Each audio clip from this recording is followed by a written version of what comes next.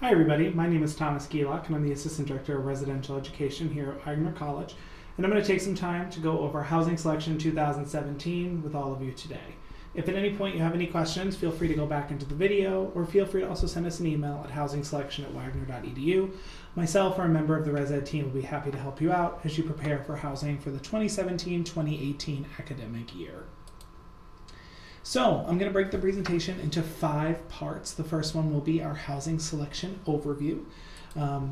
Basically, housing selection this year is going to be an in-person selection. Based on some feedback we received from students and looking at our student population, we believe that it would be best to have an in-person selection this year. Therefore, after you complete your housing application, you'll get some information, you'll get a lottery number, and then you'll be invited to one of our 5 selection nights the week of April 3rd. The week of April 3rd, selection will occur in Foundation Hall's Manzuli boardroom, and at that time, students will be broken into groups based on class year, and they'll receive a lottery number. All of those processes I will explain a little bit more later in the presentation. So everybody knows room and suite selection. So as we move forward, just keep these things in mind. Students must select 4-person suites in Guild Hall, Towers Hall, or Foundation Hall in complete groups of 4. In order to pick a room, you must be a complete group of 4. Incomplete groups will not be processed until the last chance lotto on a first-come, first-served basis, and I'll explain that at a later date. Students can select doubles and towers as a group or as an individual. This means that students can pick as an individual in towers, but note they may be consolidated and get a roommate later on in the process. So we have a variety of housing options available to our students for the next academic year. We'll start with Guild Hall. Guild Hall is 2 double rooms connected by an adjoining bathroom, and we have 2 floors that will be up for grabs in the general student population selection. The 4th floor of Guild, however, will be closed to our honors community and our professional studies community, which I'll explain in a little bit. Foundation Hall is a suite-style building with a traditional 2 double rooms and a private bathroom. There are also a limited number of Seahawk suites which come with a spacious common room. This entire building is open for selection. Towers Hall is open with our suites and traditional double-style rooms, with the exceptions of locations in our themed communities and Greek housing, but the rest of the building is available. So let's talk about applying for housing and getting a lottery number. All students must complete a housing application. Beginning December 17th, the housing application is live, and students can begin applying for the next academic year. In order to go through the housing process, you must have a lottery number. Students can go to housing.wagner.edu, and using their all-access user and password, they can select the returning student application. By selecting this, you'll fill out some preference questions, you'll select your meal plan, and you'll also then submit, which then will generate you to get a lottery number. There's some important dates to know. If you're interested in themed communities or Greek communities, or looking for a medical accommodation, the priority deadline is February 1st. This will ensure notification of room placements prior to housing selection. If you do not complete this by February 1st, it is not guaranteed that your accommodation or your wanting to be in a themed community would be approved.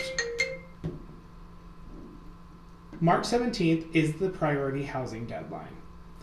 If you enter by March 17th, you can enter to win one of the following: a guaranteed Seahawk suite, a guaranteed Towers suite, a guaranteed Guild suite, a guaranteed Towers double, the lottery slot for each class year. One will be awarded to a senior and graduate student, one to a rising junior, and one to a rising sophomore. Just note that in order to enter that lottery, you have to complete it by March 17th, and you have to fulfill one of those categories as articulated on the slide. If you submit after March 17th, you will not be able to enter the lottery. Students will receive a lottery number after they get their housing application completed. The lower the lottery number, the better. Rising seniors and graduate students will range from numbers 001 to 0400. Rising juniors will range from 0401 to 0801, and rising sophomores will range from 0802 to 1300. I will explain the classification for each of these in a little bit. Lottery numbers are not transferable, and the student with the lowest lottery number can pick housing for the entire group.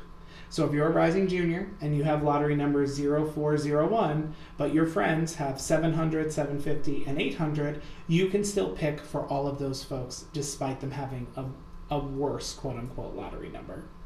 Students cannot pick housing though until all lottery numbers are eligible to select. This is a big point that we want to stress, is you cannot pick your room until everybody is eligible. We're going to jump into theme communities a little bit before we talk more about the night of housing selection. So we have a variety of theme communities. One of the biggest ones we have is our Greek housing. Greek housing is provided to the organizations listed on the slide through a partnership with the Office of Co-Curricular Programs and Res Ed. The organization presidents or designee coordinating housing must attend a meeting with Maggie Cross and myself in order to complete their housing roster. Organizations are required to have 80% of their floor filled in order to receive all the rooms. If they fall under 80%, they may have limited access to all the rooms on the floor. Now what this means is that they might not be able to get all of the rooms for housing assignments, but we don't plan on putting new folks that aren't in the organization there. We do reserve the right to do so, but we don't have any intentions to do that. Members who buy out a double room will count twice in their organization's roster. So we're offering Greeks the opportunity to buy out a room in advance, and that would count twice in their overall capacity. Members studying abroad in the fall and also in the spring will count toward their overall number. Our theme communities is a group of individuals with a common interest who live together in a specific area. We have 4 theme communities available to upper class students for this coming academic year. The first one is our substance-free and quiet living, which will be located on the 13th floor of Harborview Hall. Students living in this community agree to live among students from first years to graduate students in an alcohol-free and tobacco-free area while maintaining quiet hours 24/7. The environment is meant for students who want a focused, study-like environment. Professional studies is our new opportunity for students who aim to cultivate an academic support system and scholarly community of likewise students. Graduate students and upper-class students in professional programs can be approved to live in this community. We're specifically talking about the upper class students being the juniors in the PA program, for example, who are entering into their professional studies in the course of their PA program. Other communities we have for 2017-2018 are gender inclusive, which mission statement is to cultivate a safe, respectful, and inclusive residential community that supports and advocates for the cultural experience of the LGBTQAIPD community and their allies. The final community in the south wing of Guild Hall, 4th floor, is the upper class students. So students in the honors program will be able to continue to live in the honors community as echoed in the first year into their upper class experiences. The application for theme communities is that everybody has to have their housing application filled out by February 1st. In that application, students can opt into the community of their choosing. For those returning to theme communities, you may remember that there was a specific application per theme community. We've decided to do away with that, and there is just one streamlined application. There is a short essay that is asked to be submitted in the application, and you can find the question and information there. In the student housing application, students should select their preferred roommates, and they should be able to fill an entire room or suite if they're entering into the theme community. Students will be notified mid-February of their acceptance or denial from the program. So we're going to talk a little bit about selecting your room from start to finish. Students will come to housing selection nights in Foundation Hall, and those nights will be explained in a little bit. Available rooms will be projected so students can track what's going on and what rooms are available. Numbers will be called and they will meet with a Res Ed staff member who will place the students. So when you come to Foundation Hall, one of the Res Ed staff members will be calling out lottery numbers beginning with 001. If you or someone in your group has that number, you would be asked to come into the room and you would most likely select with me your room for the next year. We are projecting the rooms live, so this way you and your friends can make sure to plan which room you want to be in and what are your backup rooms in the event your room is taken. Once you come into the room, you're going to pick with me. If you do not pick in 30 seconds, we're going to ask that you step off the line, and then we're going to ask the person behind you to go. Once you're ready, you'll be able to then join the front of the line, but we want to keep the process smooth and streamlined. But once you select your room, you are good to go for the fall. So lottery numbers and how they're assigned. So the first category of students are our rising seniors and graduate students. So these are any current matriculated full-time graduate students or any student with 19 or more completed units by January 1st, 2017. Rising juniors are classified as any student with anywhere from 10 to 19 completed units by January 1st, and rising sophomores are any student with anywhere from 1 to 9 completed units by January 1st, 2017. Be advised that these credits are based on earned credits that are given to me from the registrar's office. Now, in the event you are technically a rising sophomore in credits, but because of something in a life event that happened and you're really a rising junior because you're taking summer classes or whatever it might be, there will be a time for you to appeal your class year, and that information will come out at a later date. Housing selection nights. So, here is the 5 nights, and I'm going to explain them to the best of my ability right now, but feel free to let us know any questions you may have. Housing selection is broken up into 5 nights. The first night is Rising Seniors and Graduate Night. All students who are classified as Rising Senior and Graduate Nights can select housing on this night. However, it should be noted that if you are not a Rising Senior or Graduate student, you cannot pick housing or be placed into housing at that time. So if you want to live with a Rising Junior and you are 3 Rising Seniors, you cannot pick housing on April 3rd, that first day. You would pick housing on the second day of housing selection, which is Tuesday, April 4th. This night is when Rising Seniors can pull up Rising Juniors. So if you are a senior and you want to live with 3 juniors, you would pick housing on Tuesday, April 4th, using your lottery number as a lower lottery number. We then would go into night 3 of housing selection, which is just for Rising Juniors.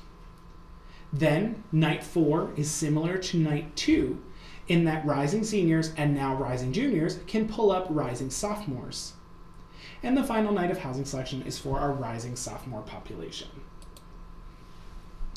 Students who are Rising Seniors and Graduate students and want to live with Rising Seniors and Graduate students can pick on night 1 of housing selection. So that's as plain as we can say it. I hope if you have any questions, like I said, you'll let us know. But just so you know, so seniors and graduate students who want to live with other seniors and grad students can pick on night 1. Students who are Rising Seniors and Graduate students who want to live with at least 1 junior can pick on night 2. And then so on and so forth to the juniors, to the mixed to the 4th night, and then to our Rising Sophomores. There is a last chance lottery day, which is on Wednesday, April 13th in the Office of Residential Education.